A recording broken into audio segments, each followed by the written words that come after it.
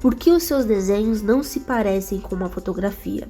Você já terminou um desenho, olhou para ele e teve aquela sensação de que, apesar de todo o trabalho, alguma coisa ainda estava faltando? Você olha para a referência, depois para o desenho e percebe que ele está bonito, bem sombreado e talvez até com bastante detalhe, mas ainda não tem aquela aparência de realidade que você gostaria. E é justamente sobre isso que eu quero conversar com você hoje. Porque muitas vezes o problema não está em uma única coisa. Existem pequenos erros que o nosso olhar deixa de perceber. E são eles que acabam impedindo o desenho de chegar naquele nível de realismo que faz uma pessoa olhar e pensar: nossa, parece uma fotografia. E enquanto você acompanha essa speed art, observe a transformação. Veja essa rosa do início.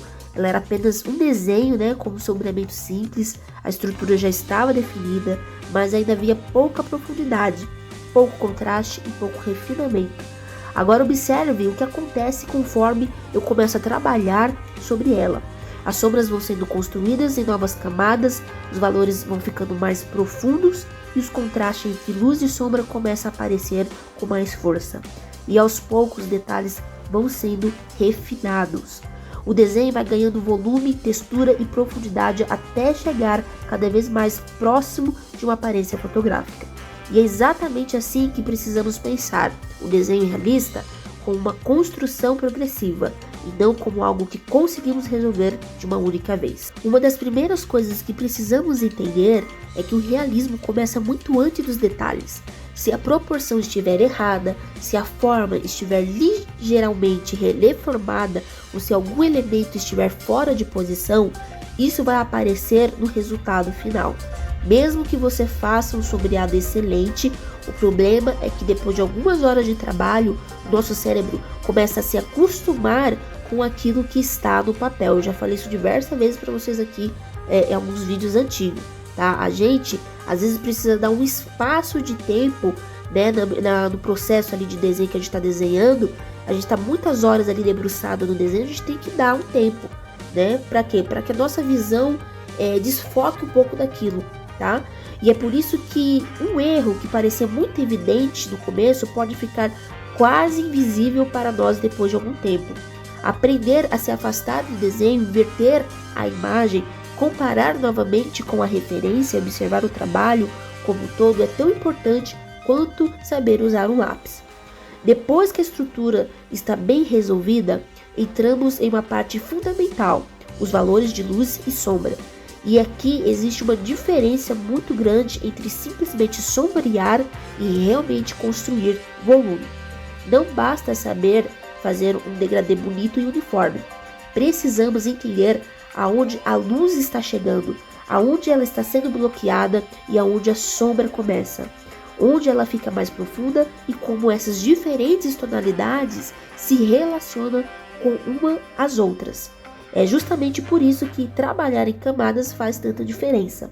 Em vez de tentar chegar imediatamente ao tom mais escuro, você constrói os valores aos poucos, observa o resultado e aprofunda algumas regiões e mantém outras mais claras. Desta maneira, você consegue controlar muito melhor a profundidade do desenho. E é nesse processo que o contraste começa a fazer toda a diferença. Muitas vezes o artista tem medo de escurecer determinadas áreas e acaba deixando o desenho inteiro em uma faixa de tons muito parecida. O resultado pode ficar limpo e delicado, mas também pode parecer achatado, aquele desenho morto. Por outro lado, escurecer tudo também não resolve. O segredo está em perceber aonde realmente existe contraste na referência e reproduzir essa relação no desenho. Algumas áreas precisam ser mais profundas, enquanto outras precisam permanecer suaves. É essa a diferença entre os valores que faz o volume aparecer e também ajuda a direcionar o olhar de quem está observando o desenho. E então chegamos aos detalhes, que também são extremamente importantes. Existe uma ideia de que para fazer um desenho realista basta acertar a estrutura e a iluminação e os detalhes deixam de ser importante. Eu não concordo com isso. Quando buscamos um nível elevado de realismo, refinamento dos detalhes, pode ser justamente aquilo que leva o desenho de um bom trabalho para um trabalho realmente impressionante.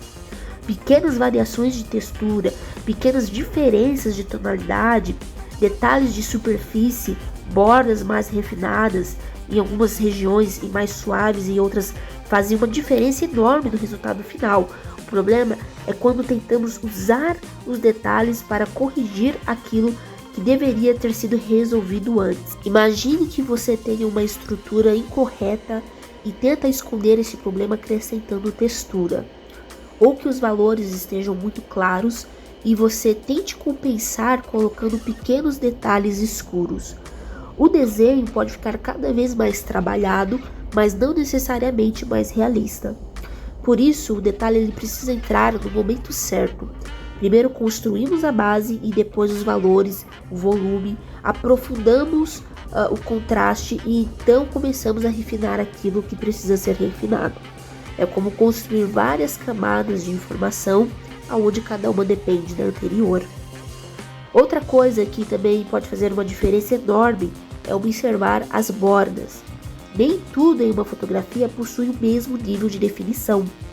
Algumas áreas são muito nítidas, enquanto outras ficam suaves por conta da iluminação, da profundidade ou até mesmo simplesmente da própria característica da superfície.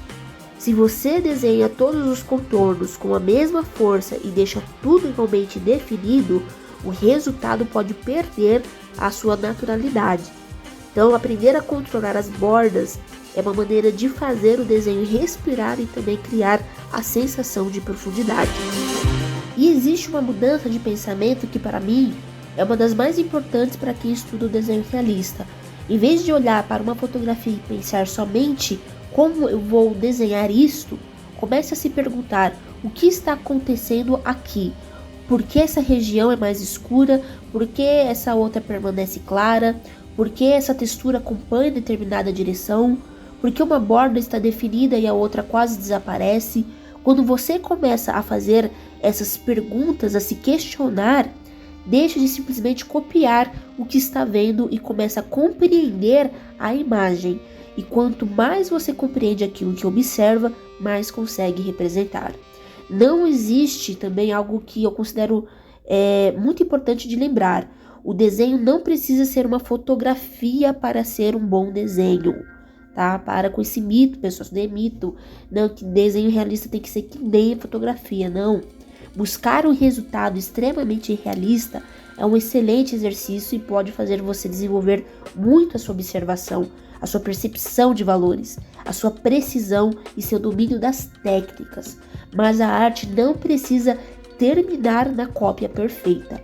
O desenho também carrega a sua interpretação, a sua sensibilidade e a maneira como você escolhe representar aquilo que está vendo.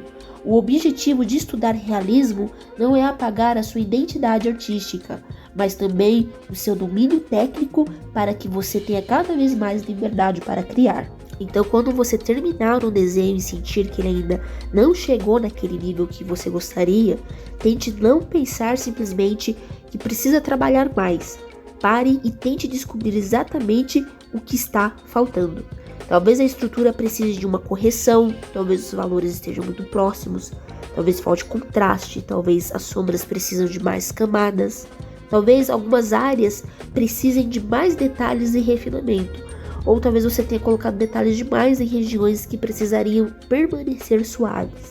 É por isso que eu falo, pessoal, pegue trabalhos pequenos, pegue imagens tranquilas de fazer, porque vocês vão ter que lidar com essas questões e se você não tem um professor, você vai ter que se questionar e ter a resposta, buscar a resposta para isso que você está passando no seu trabalho. Então, com desenhos menores, você consegue observar e consertar os pequenos erros que você vai observando ali. Agora, quando você pega um desenho muito grande, um desenho complexo, cheio de texturas, você acaba ficando perdido e você não consegue evoluir.